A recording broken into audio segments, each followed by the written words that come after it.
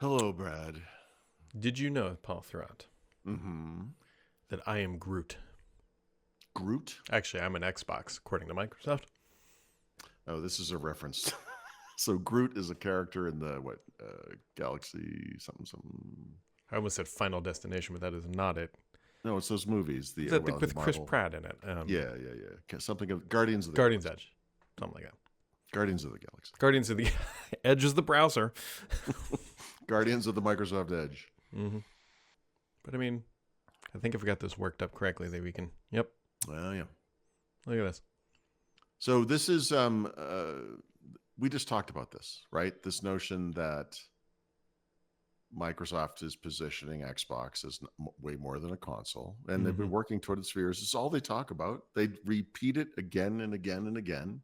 Came up in that recent Phil Spencer thing, and then they put this out, and everyone loses their minds because there are people who just completely disagree with this strategy, and they will write at length about it. And they don't appreciate the fact that it's over. That dream that you had where Xbox was just this console that every 8 years they revved or whatever, it's over. Mhm. And I got a theory here too. I think this one's pretty good. Okay. I think this is top tier. This might be my finest work this morning. Maybe, I don't know. At least since you got up. Yep. Yeah. So to make a commercial like that, right? They started planning that February, maybe earlier, right? Like those commercials don't just happen. They take months to materialize. Yes. Right. When they were, I can almost assure you that when they were storyboarding that and making it all out and planning it all out, they had the expectation that their Xbox mobile app would be live on iOS and Android when this marketing campaign was going to go live. I mean, that's kind of clueless if true, right? Like, well, remember, it's supposed to launch in July. Supposed to, but remember too that there are legal regulatory hurdles, especially in the United States there. Like, so. Yeah, but yes. it's like, okay. Listen, of all the things they were supposed to or expected to do this year, I would say that one's not quite high on my list. I mean, I for sure thought, like, if you look at the way that this is. Okay. I'm sorry. Yes. So they're showing the one TV that has it built in, or with a Fire TV or something, right? Your phone, you get this portable. Oh, is that just a phone with a shell controller? It might have been PC, obviously. So I look at this and I go, yeah, duh, like duh. I mean, look, the phone, as far as the phone stuff goes, maybe we should overanalyze this still image, but all they really have to show there, it's game streaming or game, cloud gaming, right? Like, so there you go. You're playing Gears of War on your phone, Latency's a little high. I'm sure the cellular network doesn't help, but whatever. So what do you think? What's your take on this? Like, I think it's like there was some weird Phil Spencer interviews this week where he just kind of showed up and was like, "Hi, I'm here. We got nothing to say. Let's talk about some stuff." I mean, we both know that the direction they're heading. I think it just really re-emphasizes that in the new world order, if you will, in the new Xbox, the priority order is this: game studios, like game publishing, then it's Game Pass, then it's consoles. Yeah, and the thing that you're glossing over a little bit in there is that the game studios and all that stuff is multi-platform. Yeah, no, that's what I mean. Like, and publishing games is more important to the Microsoft now than selling. They consoles. are literally they're what Activision was. They are a giant company that owns a lot of game publishers. Yep, and they serve different audiences. Some of it's mobile, some of it's console, some of it's console and PC. Right. Yep. I honestly, when I think, look, this is a fundamental thing. Like we could talk, and then there'll be the guy who's like, no, Xbox is Xbox. I don't like this. They're never going to listen. So there's no point in really arguing it. But the thing this reminds me of, and this is why I keep going back to this notion of maybe other hardware makers will be making Xbox hardware, whatever that means. You might think of it as a console now, maybe a portable thing. It may be this, whatever. What this reminds me of is the PC, obviously, right? This is, it could be a sad example of Microsoft once again trying this formula that has only worked in one market. But the original Xbox came to market, it was a PC. The point of it was we have these, what was WinG and then DirectX, and we want to get it onto a box that's like an appliance. The point of that was we have one programming model that works PC and Xbox. The idea was to make it easier for developers to make those games work everywhere. And I really, we've talked about all this before. It's the Windows and ARM stuff. It's, hardware wise, it's the single, like I joked, I called it universal Windows, whatever. Like but that's actually does make sense for games. Mm-hmm. PCs are the highest in Xbox. You could have a console that was whatever, that frozen in time thing, but not really, because they could be modular now and upgradable. And it's some kind of a baseline, but you put that same game on a PC and now you're talking 4K or whatever resolutions and higher frame rates and yada, yada, yada. All those things your PC can do.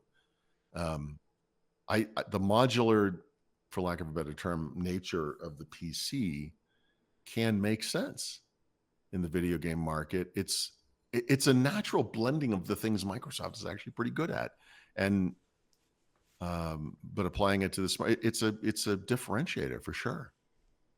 I don't know. I know it's a lot of studios, a lot of complexity, a lot of whatever. But when Sony, anyone else decides, like, we're going to put a game on two different platforms or whatever, or you as an individual little mobile app developer, I mean, just going from iOS to Android is like, yikes.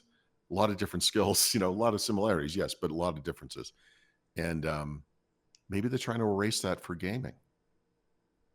Give you that, like you have an Xbox S and an X, but what's the next step up from that? Today, it would be a PC. Be able to write that one thing and have it go to any of those. We're getting there. I play games now where I continue on a different device, right? Yeah. I'm sorry, Brad. I didn't hear what you just said. Doesn't matter. That's okay. Here's a question for you. I already know the answer in my head. Mm-hmm. If Microsoft could get Game Pass onto PlayStation and Nintendo, would they? Yes. Yeah. Immediately. Of course. Instantly. They're working toward that. Hopefully. I mean, PlayStation feels like it would be the hardest one. Definitely are. Oh my God.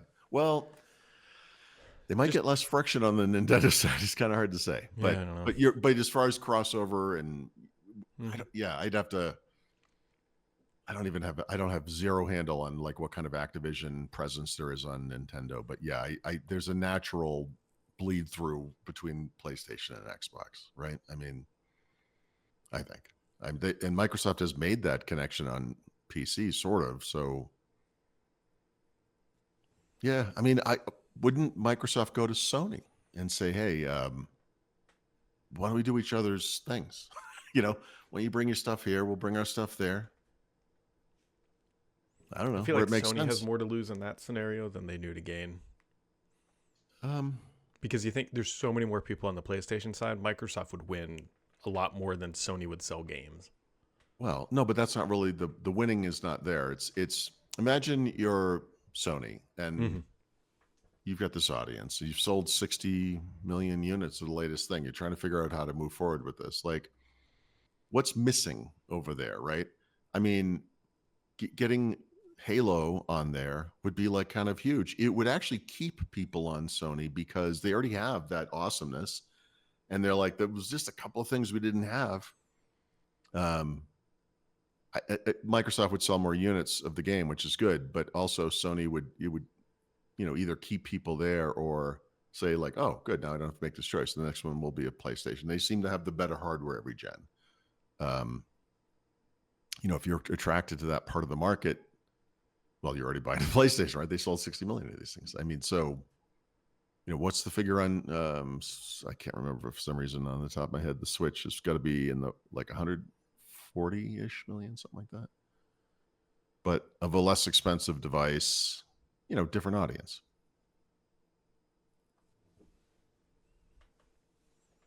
I don't know, man. I will just say from like a personal kind of career standpoint, it amazes me that all these years later, and it literally has been 30 years, that the things I think nothing of, whether it's something I wrote or something that's happening out in the world and I kind of assess it and say, are always, not always, but are often the ones that are like cause the most discussion and outrage and weird reactions to me. And this is an example of that. I saw this and I'm like, this is, I, yeah, No, it's what but they've been this is just not even the forecasting, ad version of what they've been talking about for 3 years, broadcasting. 5 years. I don't know. Yeah. Right? This was what they sold Satya Nadella on It to is. keep Xbox inside Microsoft. Yep. This is it. There it is. Well, they probably turned around along that lines and said, look, you can buy this, but you have to become a software company and not a hardware company. And Right. yeah, and look, I'm sure everyone in that org probably who's not in a game studio probably has a deep affinity for hardware. Like I get it. They're not going to stop making hardware. It's just that focusing on that as the center of that universe Right. It's has it's the not been third profitable. thing of their Yeah. priority list anymore. They've never won a console gen. They don't make that. It's not profitable. It's been around since what, 2001? 2001, I something think. like that. Yeah. I mean, it's been almost 25 years. Like, it's not working.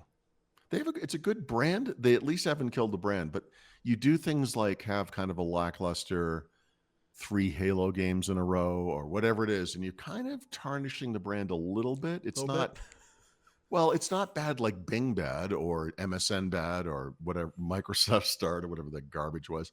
But it feels like it's been treading water for a while, right? And so you can see, they're the Halo thing where they adopt this other engine. It looks gorgeous. Like, okay, nice. I just, like the latest Halo game, you turn it on, you're like, oh yeah, the music's there. Yep, the graphic. Okay, great. Yep. Oh, it's exactly the same. Okay. It gets kind of tired, and I feel like that's Xbox, right? As a console, it's like, oh yeah, that also ran, it's always been around. Do you remember those guys? The new Sega, or whatever. Well, that's what it was, right? It was the next Dreamcast in a way, right? I mean, so I can't. All I do is repeat myself at this point. I think what they're doing makes sense. It's the cards you were dealt, and that's what you play. It's not really what they bought envisioned. The deck. I mean, they didn't like show up and say, "Oh, we have an Activision." Like and they're Blizzard. gonna. Phil Spencer's like, "We'll buy more," but that speaks to your point. It's the center of it is the game studios and the publishing of those games to whatever platforms make sense for that thing. I just keep, again, in the theory, in the theme of repeating myself, like we talk about Call of Duty a lot and that kind of evolution of that game and how it got better for people on Xbox when you could play against PlayStation people, when you could play against PC people, right? Someday that will be iPad people or whatever as well. And, the game's going to a different, platform. Yeah, but I'm staying where I am and it's still great for me too. So, it's kind of a win. It's the win-win. You don't get those a lot. Yeah, I think. I don't know. I'm gonna go back to being Groot. Oh man.